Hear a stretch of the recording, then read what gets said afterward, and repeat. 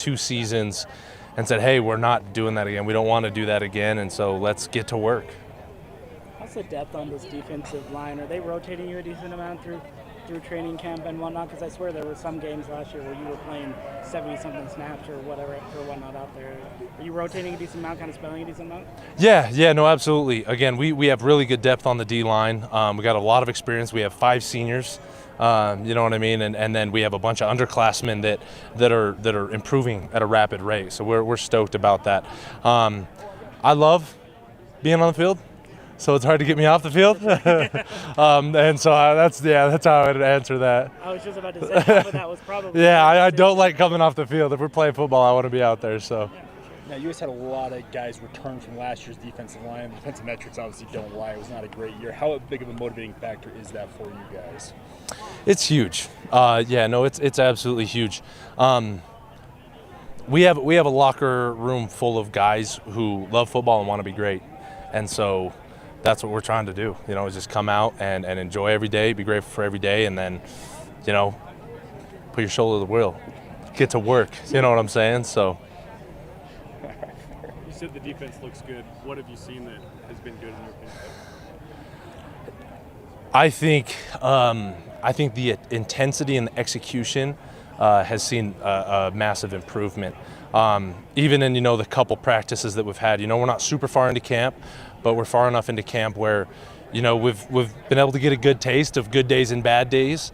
And on the good days, I think that's the biggest thing is I've just seen a really big step up from last season and even from spring ball in just guys' intensity when they're on the field, out there to make plays. And like I said, in execution, that helps with execution, guys out doing their job at a consistent level. And that's the hardest thing is doing it consistently.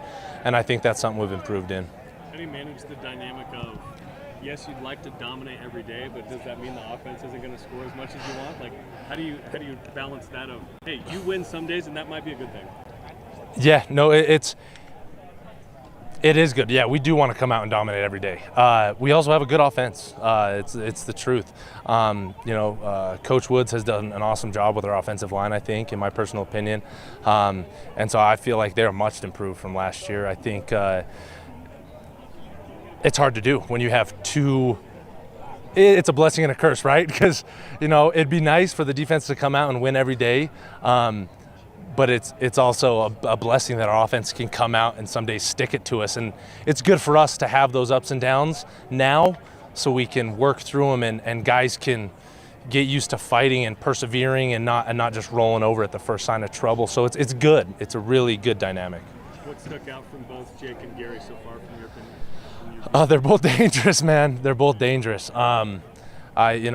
Having played against Gary more than once, I know how dangerous of a quarterback he can be. Really happy that he's here. And then Jake, I would say, has made a big improvement, and so I think both of them are just dangerous with their arms, dangerous with their feet. I'm stoked that they're on our team. Last question. How much more comfortable are you guys over a year into this J Hill defense, comparing this time last year to this year? Yeah, I think that's a great question. I think that's a huge part of where the defense is at right now, is guys are way more familiar with what's going on. And when you're more familiar, you can get more into the nuances of things, right? And guys were able to execute at a higher level. And so I think that familiarity, that second year, has helped the defense and is going to continue to help the defense as guys really hone things in. Thanks. Sweet. Thank you, Thanks, sir. guys. I'm good.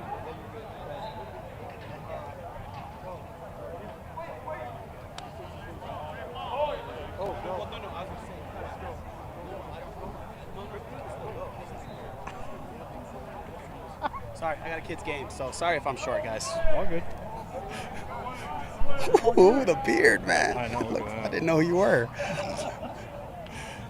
Sit on the sun side. You got to get that tan, Jay. There you go. You're not getting it on the golf course. Under the trees, I got you.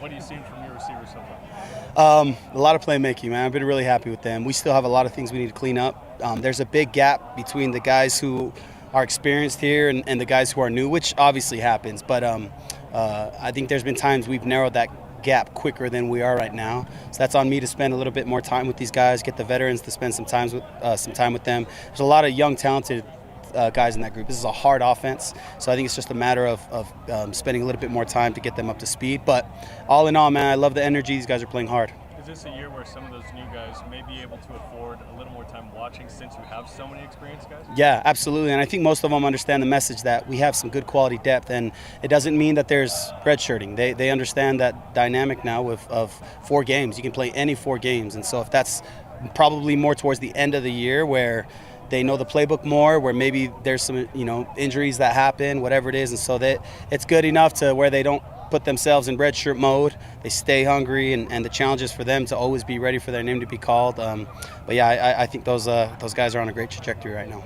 We talked to Aaron last week. He talked about installing this offense at a more rapid pace. You guys could get it in earlier. Is it all in at this point? I would say 90-95% in. So yeah, that was the deal, and that's the trade-off. You throw it all in at them. The positive is you get to practice a bunch of the stuff against our defense. We can get a jump on future opponents. The con is these new guys can be swimming, and sometimes out here it's hard to compose yourself because the emotions are high, but you take a step back. All in all, they've done a really good job with how much we've thrown at them. You talk about the young guys, and we saw Tay and Cody both get receptions in that portion we watched. Is that kind of what you're talking about, like giving them opportunities to keep them engaged? Yep, absolutely. These guys have been busting their butt, man, and they don't get a ton of reps. It's cliche, but we tell them don't count your reps, make your reps count. And so when you get those little opportunities making a play, those guys did a good job of that today. Will every receiver Saturday be live? Will play? Yeah. Will you hold guys out? No, that's the goal right now. And obviously, some of those key guys who I've seen get tackled, we don't need to see a ton of them. And so I'm not going to get those our starters. I'm not going to have play live just because I need to see if they can make a play. I just think headed into the season, it's that fine balance. They got to get hit, and they got to break a tackle and remember that feeling. And once they have a couple plays, we take them out. We let the others roll. Football shape, right? Football shape. Is there any thought of, since you're the passing game coordinator, I'm asking you, is there any thought of rotating quarterbacks during games like some teams have done? That's a great question. That's an A-Rod question. We're still sorting it out. It is. They're having a great competition right now, so that's probably a better question. I would say in another week or 2. When you have a quarterback battle that goes this deep into camp, there's sometimes you run the risk of splitting the team. Are you, especially the receivers, who are the benefactors, are you having to talk to the guys about that at all, or is this a mature group that don't need that? Both. They're mature, but the way I frame it is there's a positive to just focusing on not worrying about the controversy and the competition that's going on, and just saying, okay, what does this quarterback do different than the other? How does the ball come out? How's his, the voice fluction? What's his cadence like? All those things are good, and if they focus on that and instead of the competition or who they might like better, they're gonna get better from that. All these guys in my room have played with multiple quarterbacks in college, have come from a high school. They're young and they've played with new quarterbacks. So I think a new quarterback is nothing really new. So they're handling it well. I can't help but notice every time he comes off the field the last couple of days, the big smile on Cody Epps' face. How nice is it to be able to see him smiling and as healthy as he is right now after he kind of struggled a little bit coming back last year at times with some nicks and crannies and that sort of thing. It's been great, especially with his braces off. He's got a more, a bright smile. He's such a good leader. And it's Cody, it's Keelan, it's Chase. I'm so lucky, I'm spoiled with a group of happy, young, vibrant men who just enjoy being out here. And so Cody's one of the many that easily have a smile on their face all the time. I wasn't trying to make a braces joke, I promise. It's okay. I love braces. I need them. So that's why I said it.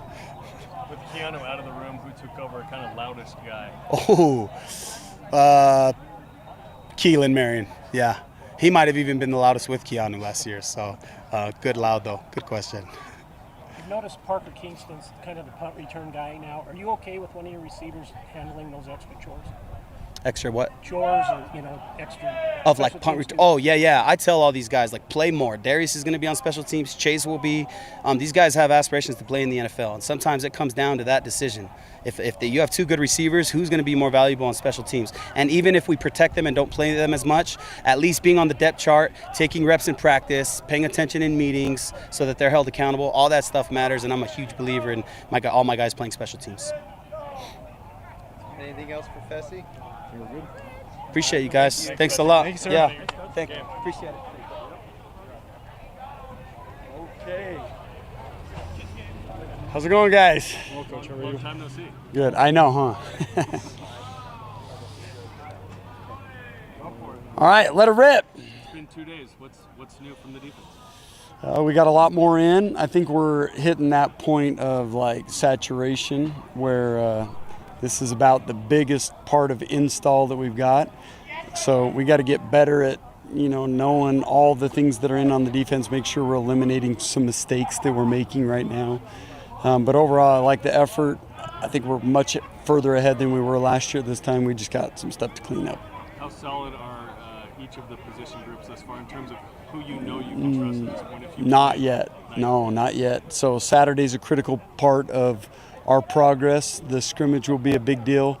I do see some guys stepping up to solidify some depth, but we're not where we need to be yet on that. How difficult a decision is it going to be to, pick guys in that safety room, got a lot of depth? Well, the safety room is going to be extremely difficult because there's a lot of depth, there's a lot of good players in there, but there's a lot of position groups like that the next, week to 10 days are going to mean a lot as far as solidifying depth charts. The other day you mentioned the strength staff and all the gains you've made there. How does that manifest itself on the field or in games with the players? Well, I'll do this every time. Calling out Coach Phyllis and our sports scientists and the rest of the strength staff, those guys have done a phenomenal job. I think it's playing out on the field. We're more athletic right now than we were. I think we're faster and more fluid. And knock on wood, we've been healthier. So all those things are playing out the way they should with a great offseason. Will the scrimmage help you, going back to that question about figuring out your position groups, how big will that be to help you kind of determine, okay, these may be 3 or 4 guys at each position? Yeah, this might be the biggest practice for that, as far as fall camp goes, because once you get further on into fall camp and you do some of your other scrimmages, some guys will be sat. This will be a big deal to see if our starters are where they need to be. It will be a big deal on just moving up and down the depth chart for certain guys. Will this be fully live for everybody, including quarterbacks, to your knowledge? Yeah, I doubt we'll liven up the quarterbacks, but that will be A-Rod's decision on scrimmage time. We're about a week removed from obviously the Pimp Bywater news that you talked about last week and whatnot, but has anybody in that linebacker group kind of stood up really with a lot of reps that need to be divvied out with Ben's absence?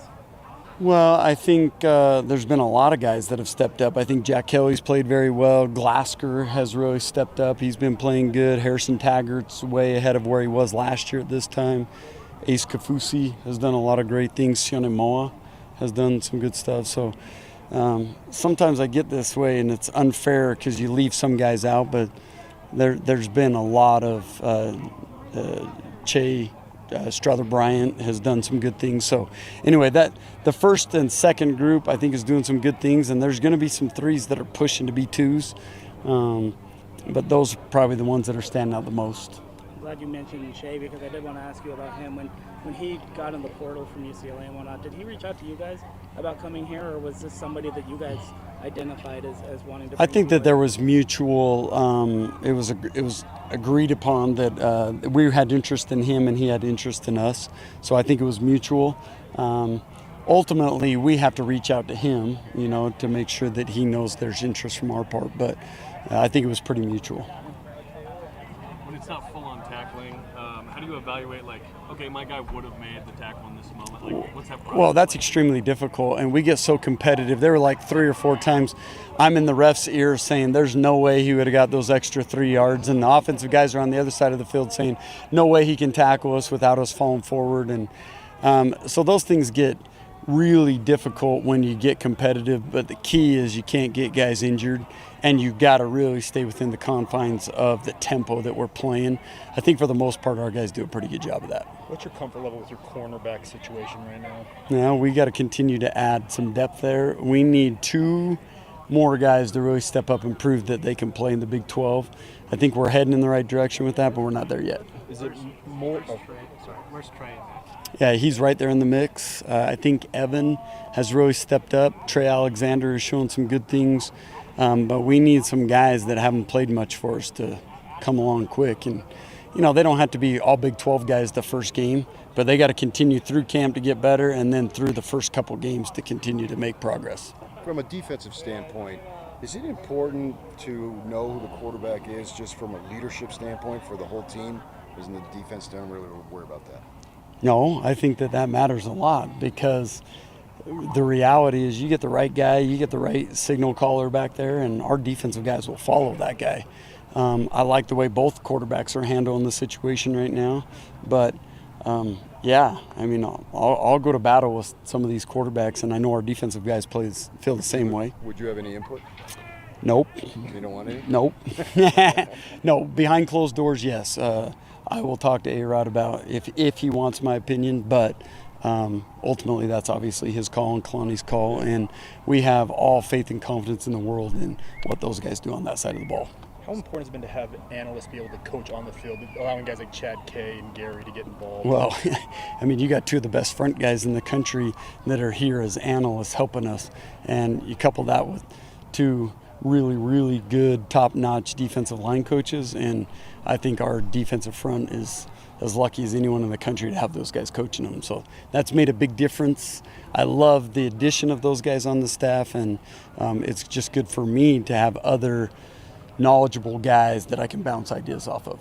Jay, what's been your impressions of some of the JUCO transfers on the defensive front, like Luke and Sonny early on? So really impressed with their potential. I know sometimes that can be a good or a bad word, but those guys are going to be good players in this defense.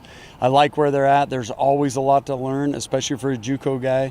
And with the complexity of our defensive scheme, they got a lot to learn, but I like their progression right now, and they're going to help us.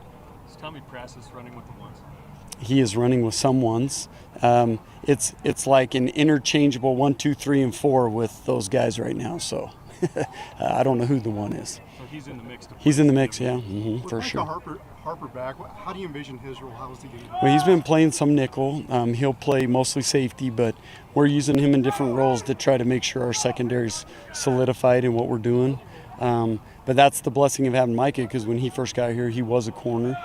He's played very productively at safety, and we feel like he can be a good in-between guy. Mark Collins. Can you also move around Jacob in a number of spots? Yeah, so he's played a lot of nickel right now. We don't have him doing it, trying to get some of the other guys those reps, but that's intentional, knowing that we can always bump him back. Is Mark Collins performing how you hoped he would at this point? Mark's knee is getting better and better every day, and as I see him gain confidence in it, he will look more and more like himself, yeah. Anything else? Thanks, guys. Thanks, Coach. Appreciate you. That's it for that. Thanks, bro.